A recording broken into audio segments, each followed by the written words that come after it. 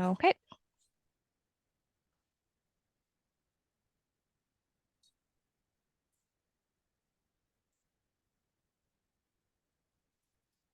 All right. So just starting with kind of an overview of the program. What is Give5? Where did it start? Why are we doing it? So it is what we call a volunteer match program or a civic matchmaking. And the program is intended to connect residents 60 and older with meaningful volunteer opportunities. Um, our program here at Mark, we really focus on education and also social engagement of participants that join the program. So yes, we want to work with great nonprofits in our region and fill your volunteer roles, but we also want this to be a meaningful experience for the folks that participate. Funding comes through the state of Missouri. It is allocated through their budgeting process. So we usually know in the spring whether or not we have funding for the following fiscal year. So at its heart, Give5 is again what we call a civic matchmaking program. We have one side of the romance, which is nonprofit organizations like yours needing talent and volunteers. And kind of on the other side of that, a wave of skills, talent, and time. So this program was developed by United Way out of Springfield. And so they've kind of put together these macro trends that the program is based on. So first trend we'll look at is the wave of talent on the move. So we have about 10,000 people turning 65 every day. That's upwards of 4 million people per year, 70 million over 20 years. I think it's probably no secret that our population is living longer, we're aging, our nonprofits, governments are having to really make broad considerations for these demographic shifts moving forward. So we have a lot of folks kind of moving into that retirement space. They've got a career's worth of talent. And I think that we can all relate to, deriving personal satisfaction and community purpose from our jobs. And when we retire, it seems like that's just turned off overnight. We turn in our badges, our emails are gone, and a big chunk of our identity is left at our jobs that we're no longer at. So what comes next? There are obviously a lot of ways that we can spend our free time, hobbies, traveling, time with family. But what we hear from a lot of older adults is they really want to give back. They want to have that community purpose that they felt when they were in their careers. And of course, they have a lot to give to us. They have proven work ethic, like I mentioned, a career's worth of institutional knowledge. We have some folks that work here at Mark that have been here for nearly 50 years. And that is a lot of information that, they're storing within themselves and are able to give back through mentorship, through volunteering, and share with your organizations. We also know that some older adults have financial resources. So a lot of our organizations depend on donations, grants, that sort of thing. So how can we make those connections, one-on-one, whether it's through volunteerism or this community building piece between older adults and nonprofit organizations to really help you all fundraise for your causes. And as I mentioned, the desire to give back and newfound free time.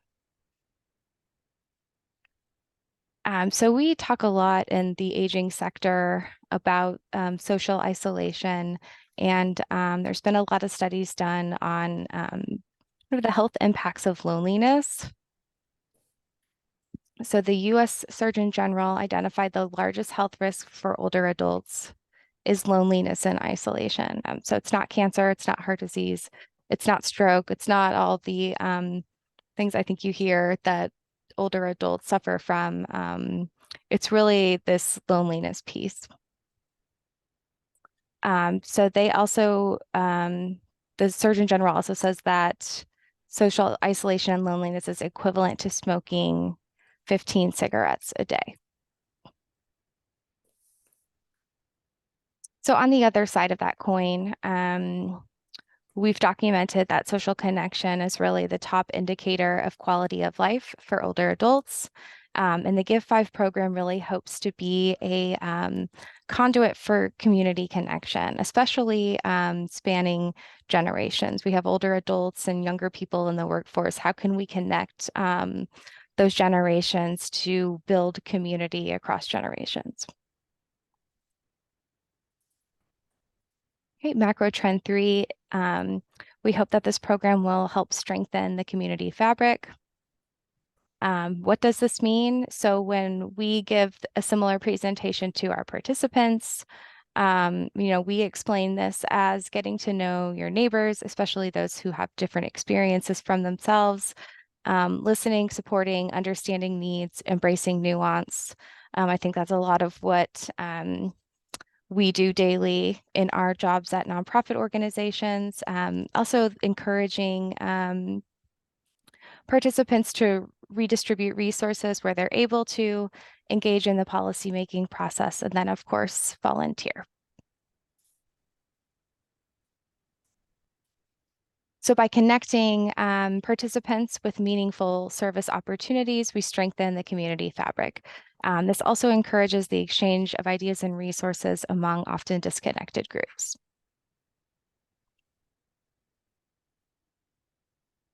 Okay, macro trend 4 is the increasing importance of volunteerism. I'm sure you all are very familiar with this, and that's why you're here today. But I got this information from a survey that Nonprofit Connect conducted, that most nonprofits say that their greatest need is labor. So why is this? The job market is competitive for employers. There are more jobs than people to fill them. Federal and state funding for nonprofits is waning. We all know that philanthropic funding kind of changes with tides and trends. Inflation and cost of living and operating in the Kansas City area is rapidly rising. And all of these things also have an impact on that individual giving piece. And lastly, macro trend number 5, we are witnessing the largest transfer of wealth and knowledge probably ever in the history of the US. So I think this is $30 trillion dollars will transfer over the next 30 to 40 years. We really challenge our participants to think about legacy giving, the impact that they want to leave on their community, whether through building a relationship as a volunteer or a board member, or filling any kind of labor shortage your organization might have, but also how they can donate monetarily. So we've touched on this knowledge piece and the inherent desire to transfer knowledge to the next generation. So really looking at what does it mean to invite a volunteer in as a member? What does it mean to invite them in to help your organization build capacity?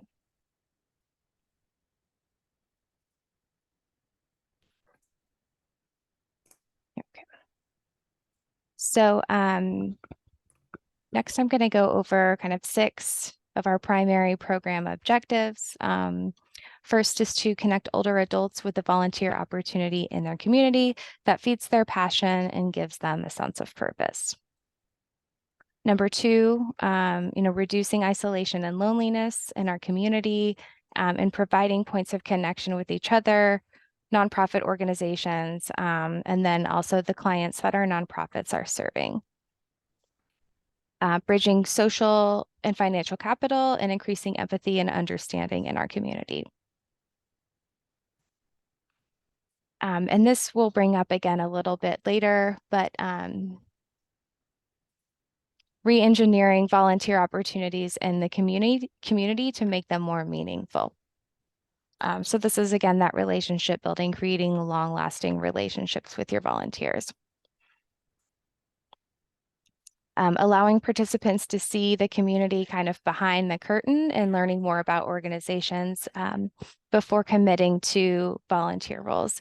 So we kind of call this taste testing of volunteer opportunities. We sort of bring them to your nonprofits, show them what that could look like, who they might connect with there, really before they take that dive into saying, I'm going to come here and volunteer.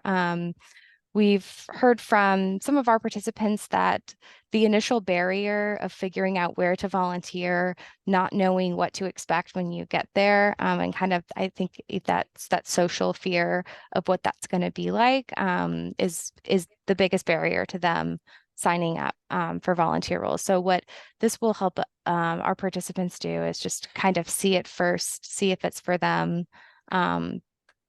And then once they do show up, they're going to be a lot more dedicated of a volunteer.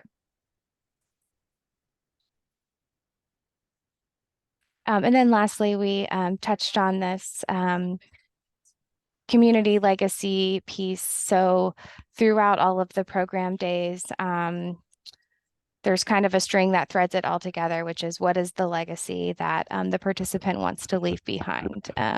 And obviously a big chunk of that is where will I volunteer? How will I translate my knowledge and skills into something that can be of service to others? So why is it called Give5? We hope that each of our participants will find a volunteer opportunity that they feel passionately and volunteer a minimum of 5 hours per month with that organization.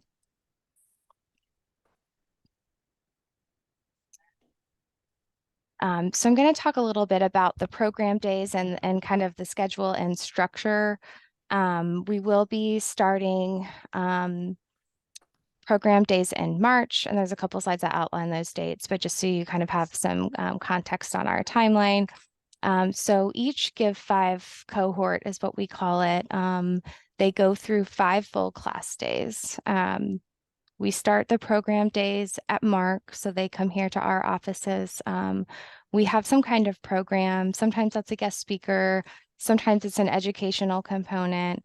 We try to theme each class day around the speakers and what other activity that we plan. So for example, last year we had a class on social determinants of health. We had a class on diversity, equity, and inclusion.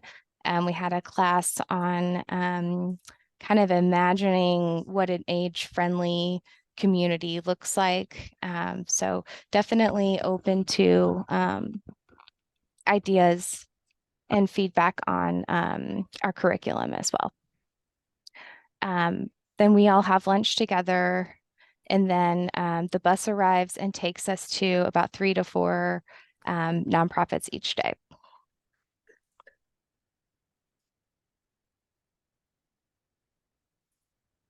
So this is the current schedule for 3 cohorts that we're planning to hold in the spring. So I think I said March 6th, but you'll see that it's actually March 7th. So the first one will start on March 7th and end on April 4th.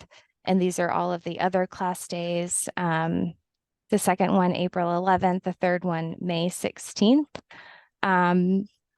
We are going to try to cluster each cohort kind of geographically, and it's really going to depend on who applies to participate, what days your nonprofit organization might be part of this. So for example, we might do like a Clay County, Platte County cohort where we just visit organizations in those counties. And then when the participants sign up, they can kind of indicate which cohort they're interested in. So one might be broadly Kansas City. We did get feedback last time, that there were folks from kind of up north in Clay County that weren't really interested in driving all the way down to South Kansas City for a volunteer gig. So just kind of using that feedback to make sure that these next 3 cohorts are really effective for you all and our participants. We're going to try to cluster those. So I don't know what they are really until we get the applications from the nonprofits in. We're also hoping to hold a couple bonus 1-day cohorts in Cass and Ray counties. Because this is state funding that comes to us because we're an area agency on aging, we cover 5 counties with our services in the Kansas City metro area on the Missouri side of the metro. So that's just our hope to provide this service to all 5 counties in our service region. So expectations for participating nonprofits, really pretty simple. First, that you will develop a profile sheet that is included in the participants binder. This just outlines all of the specifics of your volunteer roles. It could also be a pitch for a certain type of volunteer that you're looking for. It could be a board of directors application. There's a lot of ways that you could go with this. And we do a training with the nonprofits later that'll help us kind of imagine that piece. And then the second is that you'll host our groups at your organization. This is usually about a 45-minute tour. Just take folks around, show them highlights, tell them about your organization. I will say that if you don't have a a physical space that feels like it would be a good place for a tour, we can always try to slate you in the morning during the kind of educational session. Because I know some organizations don't necessarily have a good physical space for this. Yep, so just a couple more notes on the nonprofit profile, describes your organization, contact info, goes into the participants binder. I don't think we need to get into these specifics. But I will kind of go through the slide because this is really, I think, at the core of this program is sort of challenging nonprofit organizations to reimagine their volunteer roles. So really looking at your organization, talking to your staff, if we have a highly skilled and motivated volunteer, what are we going to ask them to do? Are we going to ask them to file papers, or are we going to ask them to serve on our board or help us with our finances? Or if they have experience in marketing, maybe mentor a new staff person in marketing. So really encouraging you all to think kind of bigger than just that menial labor piece. What is something really meaningful that these folks can bring to your organization? Thinking through the importance of consistency in your volunteer roles. Again, relationship and community building as a higher priority than just receiving that labor. And again, that piece of like pitching your needs, even if it's not a traditional volunteer role. We really want the nonprofits that participate in this to think through what they need and bring that to us, even if it's out of the box. And we will also encourage our participants to think through like, what do they want to do, and have them make that pitch back to the nonprofit organizations.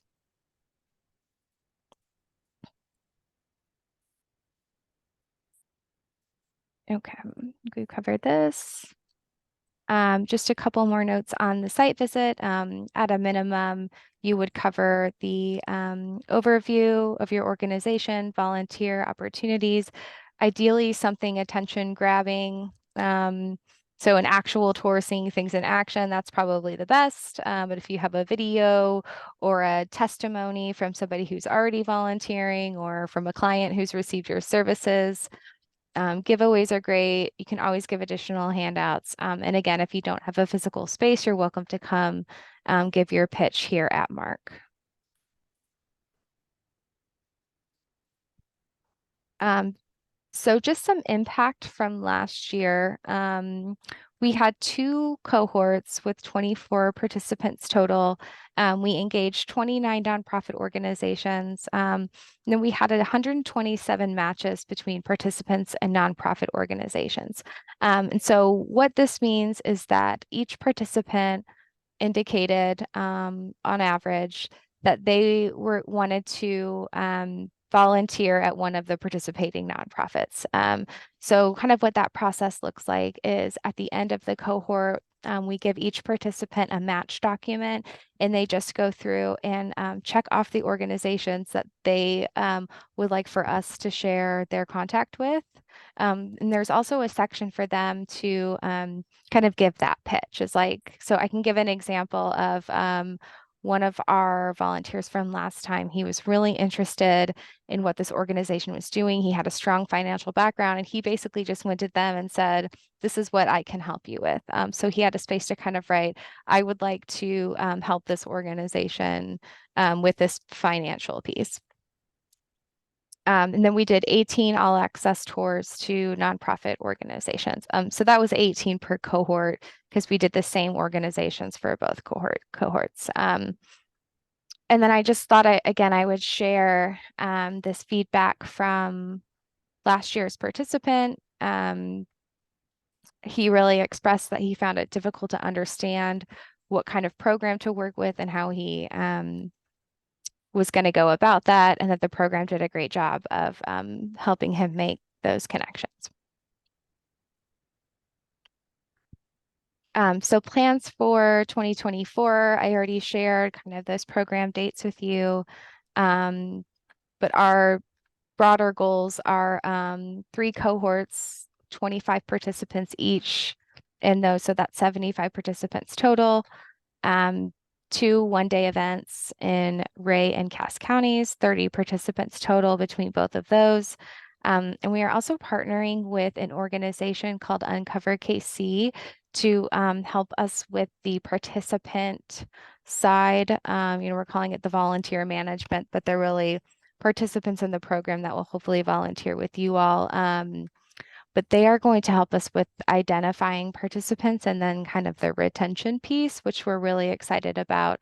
You probably saw here on the impact, we had 50 participants signed up 2 weeks before classes were supposed to start, and we lost about half of those in that 2-week time period. So we're really looking at that challenge and hoping to address that with this new partnership.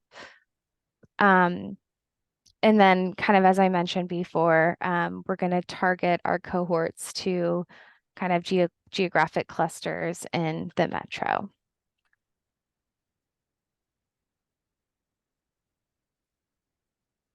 Okay, so next steps, the applications for any nonprofit interested in participating are due December 22nd. The link to the application will come in an email probably on Wednesday that will also have the recording to this webinar and the slides. We will announce the cohorts by January 1st, and then kind of the next step from there is scheduling, figuring out which days you're available for us to come do the tour, and which time frame within those days works best. And then the participant application will also open on January 1st. Let's see, we've talked through the cohort dates. Yep, and then we will do a joint graduation celebration for all participants in June. This is a great event to kind of come and just more casually connect with the participants of the program. So last year we had, I think about 10 of the nonprofits came, and I think a couple of them even got an additional contact at that event. So we'll probably also invite past participants to this as well. So that'll be another set of I guess pool of people that you can try to reach out to get volunteers. We also do reunion activities with our past participants. So we'll probably have 2 to 3 of those, probably spring and summer. But I always invite the nonprofit organizations to those as well. So we may go tour another nonprofit or we may just get together for dinner. But that's also another great way to engage with folks. And that is really all I have. Let me check in the chat for questions. I don't think I saw any come through.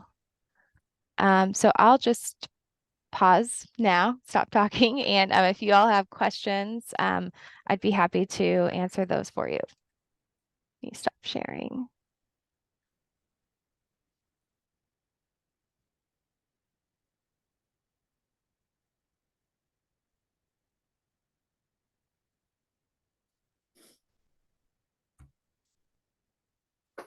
Wow, I must have done a really great job You did do a covering really good this. job, Lauren. Did you, is there any follow-up? I know that 127 matches were made. Is there any follow-up done to see what kind of commitment they actually made? No, unfortunately, the way that our survey tool is built is we're not surveying out far enough to really get that information. That's definitely something that we actually have put into the contract with Uncover KC. They're going to help us do the pre and post surveying piece as well, with the hopes that we will have a little bit better data from this year versus last year. I will say anecdotally, I've connected with almost every participant and they are volunteering at an organization that we introduced them to. I actually saw one of my volunteers for another program. He's volunteering with one of my programs and also with the Northland Therapeutic Writing Center. We have, I think, two participants are now volunteer ombudsmans with, which is another MARC program as a long-term care advocacy program. Yeah, so that's at least, I think, 5. And then Jim is the one I mentioned. He's actually volunteering with Uncover KC. That was his quote in one of the slides. So those are the ones that I can remember offhand. But yeah, everyone that I've connected with is. Oh, great. Sounds like, yep, Diane with AARP got a volunteer community capital fund. And Monica, to answer your question, the cohorts will be 25 participants each. I don't know that the classes, that's our goal. We did not have them full last year. I think it was more like 17 or so per tour, but it could be up to 25.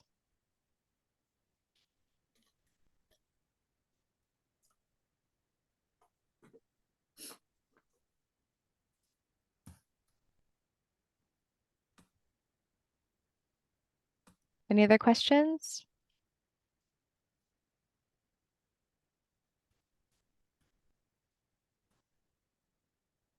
Okay. Well, I'll go ahead and wrap this up.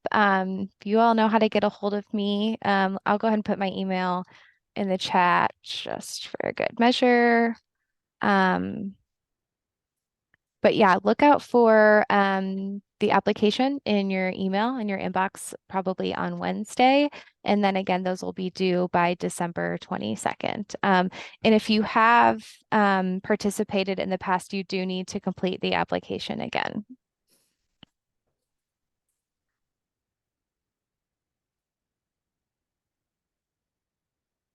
All right. Thanks, everyone. Thanks, Lauren.